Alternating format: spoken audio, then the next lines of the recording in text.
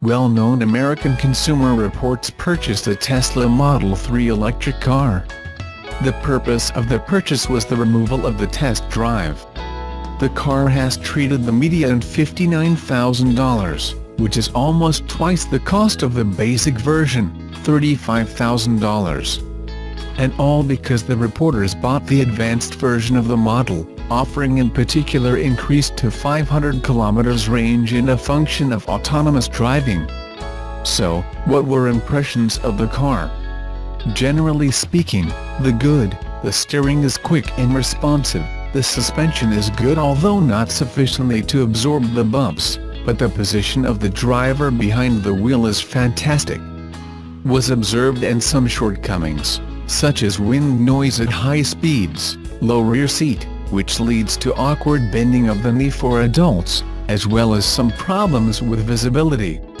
Contrary to previous opinions about the poor quality of the cabin, the interior of the car is made soundly, stated in Consumer Reports, a large number of suede and wood, high-quality leatherette and a giant 15-inch screen that controls and displays most features.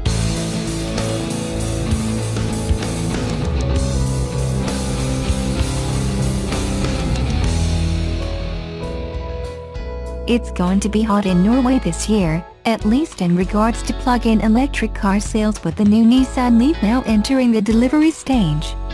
Sales of the new Leaf just started in Norway, and already in the first half of February, 264 registrations appear.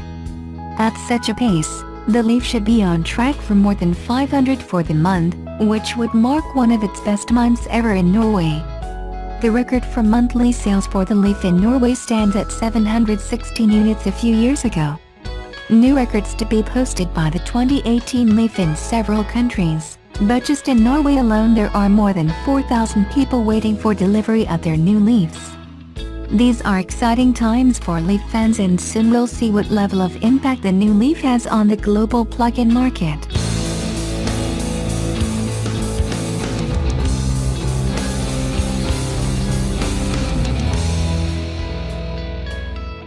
On Thursday, Subaru announced the specifications of its upcoming SUV, the Ascent. Pricing, options, and capabilities are detailed, the most extreme of which is the Ascent's towing capacity of 5,000 pounds, greater than that of any other Subaru ever made. The Ascent in its thriftiest form has an MSRP of $31,995. And its range-topping Ascent Touring package comes in at $44,695.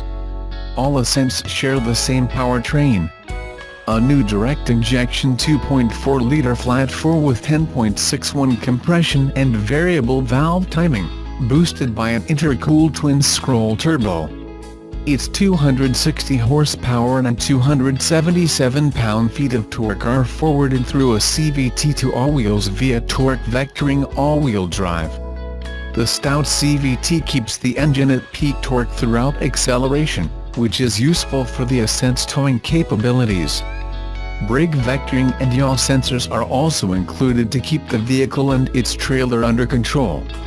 Independent suspension at all four corners and 8.7 inches of ground clearance keep the Ascent competitive on tumultuous terrain too. Most modern safety amenities and conveniences are included. Lane keeping assists, blind spot monitors, active cruise control, and automatic braking and reverse to prevent parking lot mishaps are present, including others. A full suite of airbags can protect your 7 to 8 occupants, depending on interior seating specifications. Splurging on the touring trim package adds technology like ventilated front seats, wipers on water watch, a 120-volt outlet, 8 USB outlets, a premium infotainment and sound system, and moonroof. Safety upgrades are afoot too, with a smart rear-view mirror and a 180-degree camera for frontal visibility, presumably for peeking around corners for tight rights on red. The wheelbase of almost 113 inches puts it close to that of the Chevrolet Tahoe's 116 inches with an equal seat count. The Ascent Touring undercuts the Tahoe LS MSRP by $2,805, as it should, considering the marginally inferior towing rating. Fuel economy on the Ascent beats that of the Tahoe LS, which is estimated at 16 mpg in the city and 23 mpg on the highway, while Subaru states the Ascent can achieve 21 mpg in the city and 27 on the highway respectively. Those interested solely in a 5.3-liter V8 soundtrack will have their minds made up already, as will Subaru-hungry markets like Colorado and Vermont. Different strokes, as they say.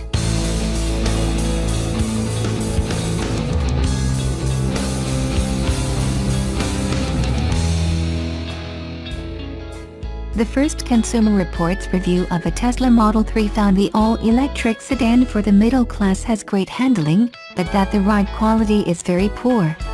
By putting a $1,000 deposit down in April 1, 2016, Consumer Reports was able to receive one of the first Tesla Model 3 commercial deliveries in mid-February 2018. Only deluxe vehicles with $23,000 in options were available, but Consumer Reports was able to test the vehicle to determine the performance of a high-volume $35,000 standard unit.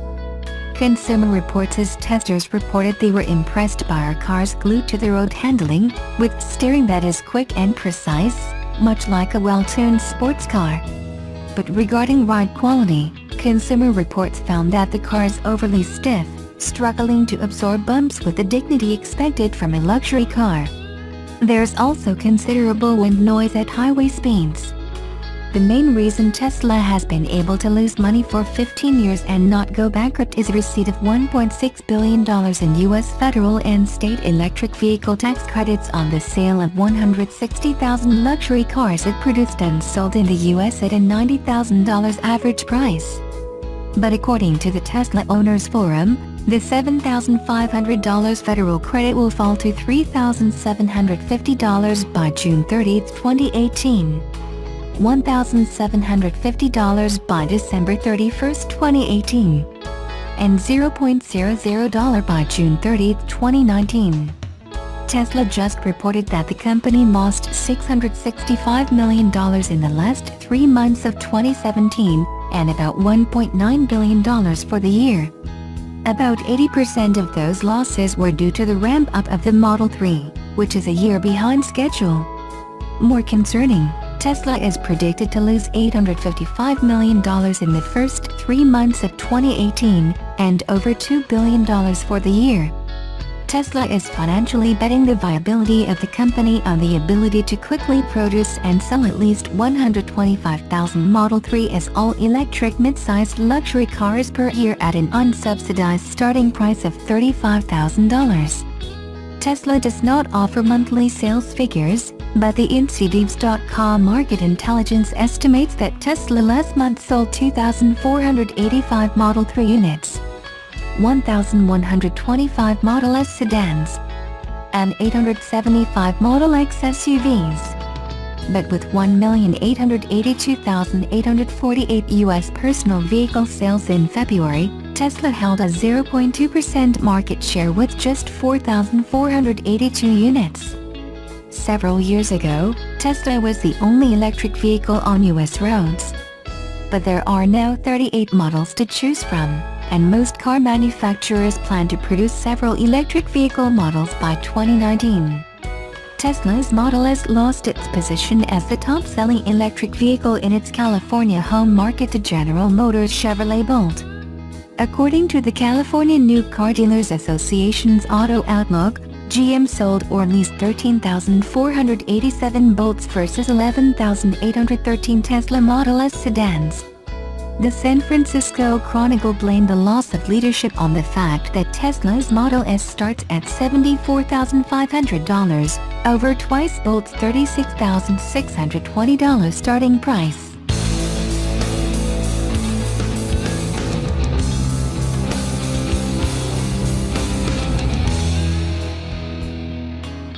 One of the things that make EVs extra special is their ability to run quietly.